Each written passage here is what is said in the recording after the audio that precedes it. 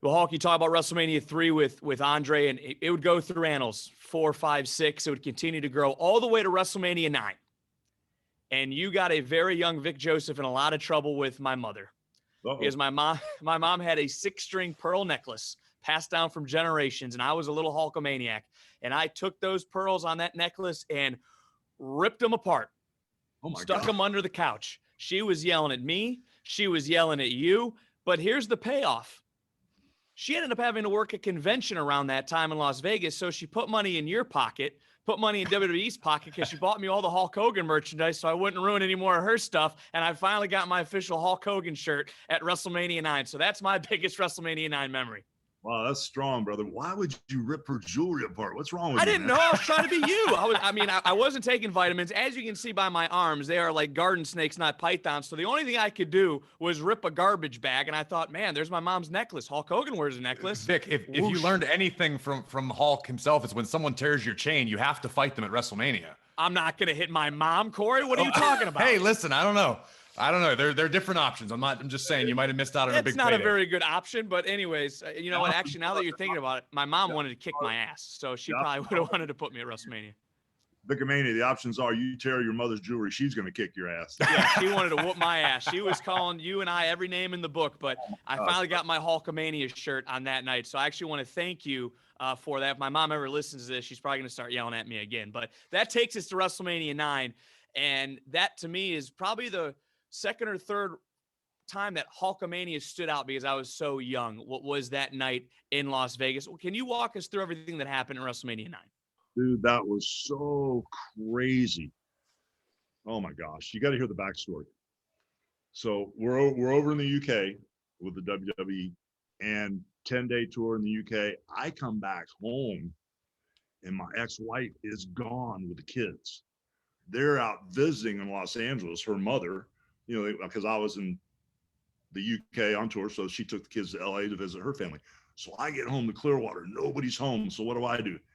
Hey guys, come on over, you know? So Party with the boys.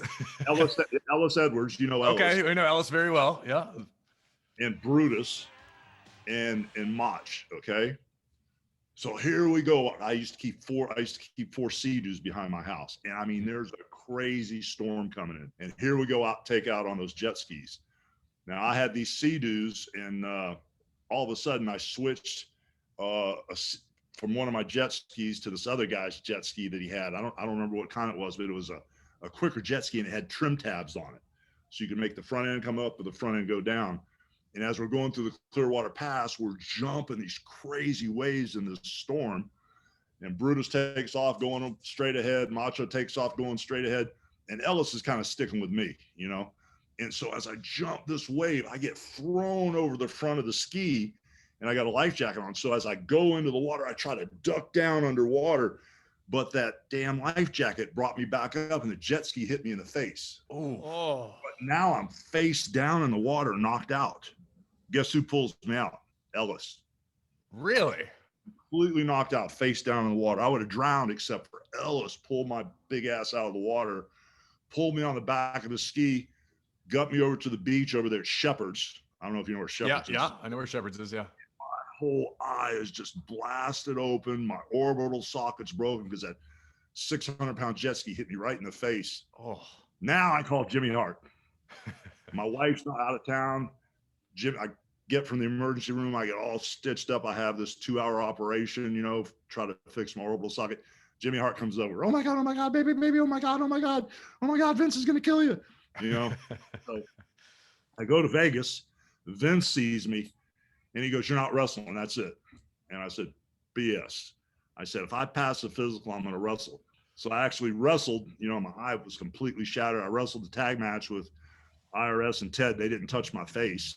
And then, you know, I got to wrestle Yokozuna, but that was the backstory to that crazy night. That's wild. That's absolutely crazy. And shortly thereafter, a few months after that WrestleMania, you would find a new chapter of your career in WCW.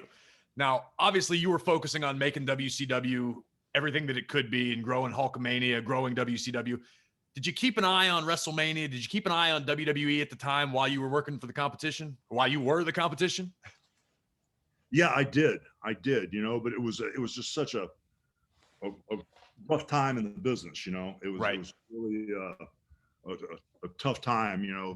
Late '80s, early '90s, and I was done. I wasn't going to wrestle. I went down. I started shooting, and I was partners with the Baywatch guys. And Hasselhoff there were 4 partners, Burke, Schwartz, and Bonin, that produced Baywatch. Hasselhoff was the 4th guy. So I took his position, a 25% position, and we were producing Sheena and Thunder in Paradise. Okay. So I was shooting a 1-hour action show, which should have taken about 9 days to shoot, but we were shooting it in 6 days. I would start at 5 in the morning and would not even get done till 8 o'clock at night. I actually was living in Orlando. I couldn't even get home to see my kids. It was 10 times worse than wrestling. I lasted, and I swore I'd never wrestle again, and I lasted about a year and a half. And all of a sudden we were on one sound stage, and Hulk Hogan, Thunder in Paradise, and on the other sound stage was WCW. So when the people would take the backstage tours and they'd walk upstairs through the glass, they'd look down on the sound stage of WCW and they go, "Where's Hulk Hogan at? Where's Hulk Hogan at?" And I guess Eric Bischoff and everybody there, Bill Shaw and everybody, must get driven crazy because all the people would hit their sound stage first on the walkthrough and say, "Where's Hulk Hogan?" And then they would come to the Thunder in Paradise set, which was my living room in my house.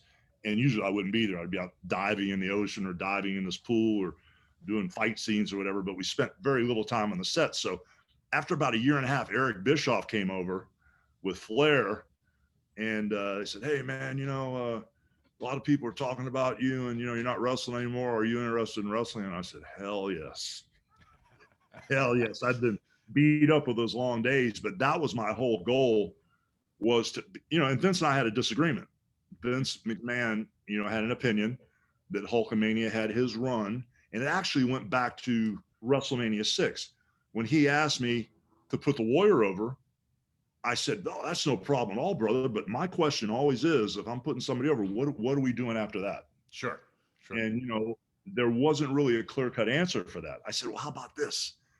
When I put him over and I hand him the belt and everybody's cheering for him, I get halfway down the aisle, how about I just turn around and go just grind him, just drop him and just drag him around the ring, and I want to be Hollywood Hulk Hogan." All the way back to WrestleMania 6. Yeah. I said, I want to be Triple H, Hollywood Hulk Hogan, the ultimate bad guy. And he goes, "No, that'll never work." I said, "Vince, I can be a bad guy. I used to be a bad guy when I worked for your father. I know how to do it." And he goes, No, that'll work. This Hulkamania thing, I think you just need to go ahead and slow things down. The red and yellow, I was getting some booze and some things were happening, And so, it was time for me to back down. I just thought I could have had a hell of a run in WWE as Hollywood Hulk Hogan, but Vince and I had a disagreement. So finally, a few years later, I went ahead and did my thing and left. But when I went to WCW, that was my whole plan, was to, come in as Hulk Hogan, do the red and yellow thing. And if things didn't work out, I was going to switch right away. Yeah. But when I went in, things took off. And it took a couple years for that Hulk Hogan thing to get old. And then, of course, when Hall and Nash came in, I was on the fence about teaming up with guys because I never really teamed up with guys. I don't know who these brothers are, and I don't know what their deal is as far as their work ethic and where their heads are at. I don't even know these guys. They're from Shawn Michaels' clique, and I really wasn't part of that deal. That was a whole other era. And so once they came in, and I was shooting a movie out in California, I think it was, I can't remember the name of it, Santa with Muscles. Okay. Actually, watched that with my kids a few weeks ago. Believe it or not. If you get a royalty check from the Google Play Store, it's from me. Yeah, it was one of the all-time great. But I started watching what they were doing, and then I saw the response they're getting. And everybody in WCW thought this was really WWE talent. Came to see the big boys. Yeah. In under contract just to take us on, not take us on, but take on, the WCW. And I saw, Scott come in, and then I saw Big Kev come in. I called Eric right away. I said, "I'm in." And he goes, good, because I was just getting ready to get Sting to do it. I'm like, oh, thank God. And that's one of those moments, Hulk, and Corey and I always talk about it on this show, suspending belief. Like, we just want to believe as wrestling fans. And in that moment, you see Hall and you see Nash, and it's kind of like, no. And I remember sitting there, because that was my birthday present, was Bash at the Beach. And that happened, and I went, oh. And I was so angry, and all my friends were, but we believed that there was just this invasion going on. And you said it earlier, the perfect storm. And it was another perfect storm for Hulk Hogan.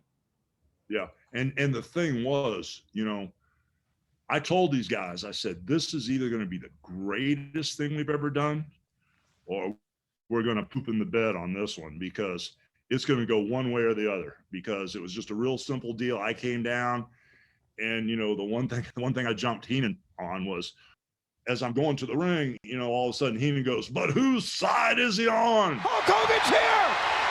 Hulk Hogan is in the building! You damn right he is! Go get him, Hulkster! Yeah, but whose side is he on? What are you talking about? Whose side is he on? What are you talking about? Yeah. Where'd that come from? Why would you say that? Right. You know? At what point? Why would you have doubted Hogan to that point? I agree. Yeah, I mean, let's get ourselves over here, you know. I gave Heenan all kind of crap for that. But once I dropped that leg on Mach, and they started throwing stuff, and they told me to cut a promo. And I went out there and I said, I was selling out the world when you guys were bumming gas to get to high school. And that no good Eric Bischoff, if it wasn't for Hollywood Hulk Hogan, he'd still be selling meat out of a truck in Minnesota. You had your doubts as to whether or not it was going to work out. I'd say it worked out fairly well for all of you. You got the NWO being inducted as a member of the class of 2020 in the WWE Hall of Fame. Eric Bischoff is the class of 2021. So I'd say it worked out pretty well for all parties involved. Yeah, brother, that was a really cool run, because, you know, I tried to be Snidely Whiplash. I tried to, everything I learned from everybody, from Pat Patterson, Ray Stevens, to get in and just grind people. And then when they start coming up, oh my God, I'm sorry, shake hands. Oh, I'd never do it again. Everything that Pat taught me, you know, when I was breaking into Florida, you know, I saw these guys work back in the day. I was just backpedaling, backpedaling. But if you beat me, he couldn't beat me on his best day. I've never lost a match. I mean, just lie your ass off. You know, in the classic Ventura line, win if you can, lose if you must, but always cheat. I was living by that. And the more evil stuff me and Kevin Scott did, the more they cheered us. It got crazy. I mean, everything got blurry. The lines got gray. The good guys were the bad guys. Goldberg and Sting and everybody were complaining like hell. We were getting cheered. They were getting booed. It got crazy. Like what you hear? Catch the following announcement has been paid for by the New World Order. Yo, maniacs! Hollywood Hulk Hogan, the greatest bad guy of all times, and my brother Hulk Hogan's right around the corner. And I want to let you guys know you need to listen to After the Bell, Jack. Because wherever you get your podcast, make sure you tune in to After the Bell. All WrestleMania week, they're going to be dropping bombs day after day after day. So what you going to do when Hollywood Hogan and my brother Hulk Hogan in the largest arms in the world run wild on you?